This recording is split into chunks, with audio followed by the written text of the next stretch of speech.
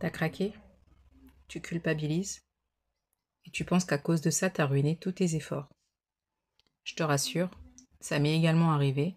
Et aujourd'hui, dans cette vidéo, je vais te partager mes astuces pour pouvoir sortir en fait de cette spirale de craquage et surtout reprendre le moral et aller de l'avant. Du coup là, aujourd'hui, pour parler du craquage, je vais le faire en 4 points pour que ce soit un peu plus clair dans l'échange. Donc le premier point, c'est quoi un craquage et pourquoi ça arrive. Le deuxième point, c'est quelles sont les erreurs à éviter après un craquage. Troisième point, qu'est-ce que je fais concrètement après un craquage? Quelle est l'attitude à avoir une fois qu'on a fait ce craquage? Et le dernier point, mes astuces à moi pour éviter que ça se répète trop souvent. En tout cas, des choses que j'ai déjà pu tester, approuver à mon niveau. Et j'espère qu'elles porteront également du fruit pour toi. Puis après, je ferai une petite conclusion de tout ça en espérant que ça pourra te permettre de surmonter éventuellement ce petit dérapage. Alors, c'est quoi le craquage et pourquoi ça arrive? Quand le craquage arrive, c'est pas une fin en soi. Tu n'es pas nul, tu n'es pas un loser. C'est juste tu es humain et c'est quelque chose qui peut arriver à n'importe qui, à tout le monde. Ça arrive à tout le monde. Le craquage peut être dû à différents facteurs ou à différentes situations. Ça peut être de l'ordre de l'émotionnel, ça peut être le stress, ça peut être la fatigue, ça peut être l'hypoglycémie. Tous ces éléments sont des déclencheurs qui peuvent te pousser à vouloir manger tel ou tel type d'aliment dans des quantités qui ne sont pas forcément contrôlables. Ce qu'il faut juste garder en tête, c'est que, ok, le craquage est arrivé, mais le craquage n'annule pas tous les efforts que tu fais au quotidien, parce que le craquage, c'est quelque chose de ponctuel. Et si à la fin de ce craquage, tu te dis, mince, j'ai craqué, j'aurais peut-être pas dû, tu t'arrêtes là où tu as fait ce craquage et tu te dis, ok, c'est bon, maintenant je repars de l'avant. Et du coup, comment repartir de l'avant? 3 choses à retenir. Tu ne sautes pas le repas suivant. Tu ne te punis pas en faisant un jeûne forcé ou en allant courir le marathon pendant je ne sais combien d'heures. Et tu ne te remplis pas de pensées négatives du style « je suis nul »,« je suis bonne à rien »,« je ne réussis jamais ». On arrête ce type de pensées parce que ce ne sont pas des pensées qui sont constructives, ce sont des pensées qui sont autodestructives. Ce sont des pensées qui te détruisent de l'intérieur et qui font qu'après, tu ne te sens pas bien. Donc on évite ces 3 points-là et on repart de l'avant.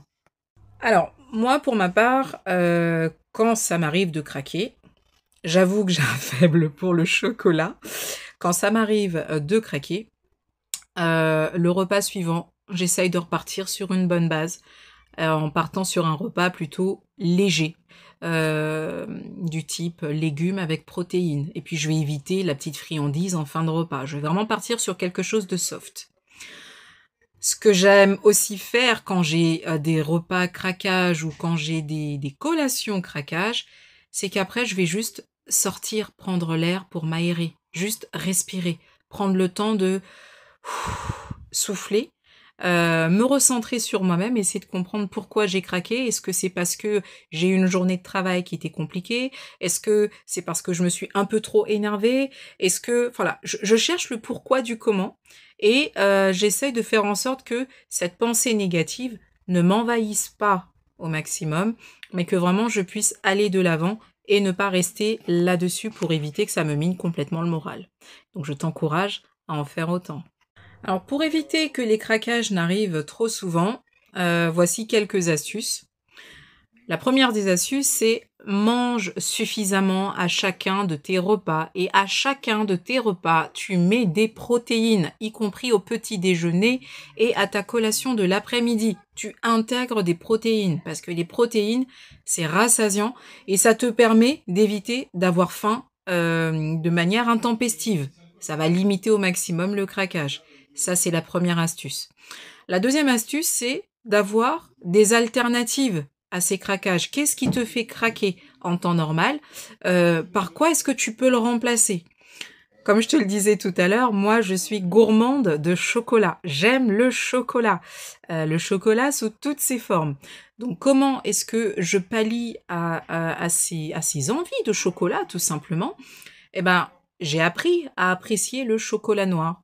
Et donc chaque jour, je sais que à 4 heures, pour ma collation de l'après-midi, je vais manger mon carré de chocolat noir. Je vais l'accompagner avec un fruit pour avoir cette petite touche sucrée et au final, bah, j'ai cette satisfaction d'avoir mangé du sucre, j'ai cette satisfaction d'avoir mangé du chocolat, mais au final, ce sont des apports qui sont contrôlés en termes de calories et qui sont également contrôlés en termes de glucides. Il faut également retenir que le rééquilibrage alimentaire, ce n'est pas la perfection, mais c'est le chemin qui nous permet d'avancer. C'est une route qui n'est pas forcément gravée dans le marbre, mais c'est une route qu'on arpente et qui nous permet d'arriver petit à petit jusqu'à notre objectif. De la même manière que quand tu pars en vacances, tu n'es pas forcément sur une ligne droite qui te permet d'arriver direct à destination. Parfois, il peut y avoir des déviations. Parfois, il peut y avoir des accidents sur la route. Parfois, il peut y avoir des obstacles. Le tout est de savoir les contourner pour pouvoir revenir sur le chemin et atteindre la destination. On arrive au terme de cette vidéo. Ce qui est juste à retenir, c'est que le craquage ne définit pas ton parcours. Par contre, ton parcours sera défini par la réaction que tu auras suite à ce craquage. Donc, je t'encourage vraiment à te reprendre en main et à te dire « Ok, c'est arrivé ». Ben, c'est pas grave, c'est arrivé une fois, mais moi, je me reprends en main et j'essaye de mettre en place toutes les bonnes actions qui me permettront d'avancer pour la suite. J'espère que ce contenu a répondu à ton questionnement et à tes besoins. Si tu as des questions, tu n'hésites pas, tu peux me les poser juste en bas de la vidéo et je me ferai un plaisir d'y répondre. Si tu n'es pas encore abonné à cette chaîne, n'hésite pas à t'abonner si tu as trouvé que ce contenu t'apportait quelque chose de plus. Je te souhaite une belle journée et je te dis à la semaine prochaine. Au revoir.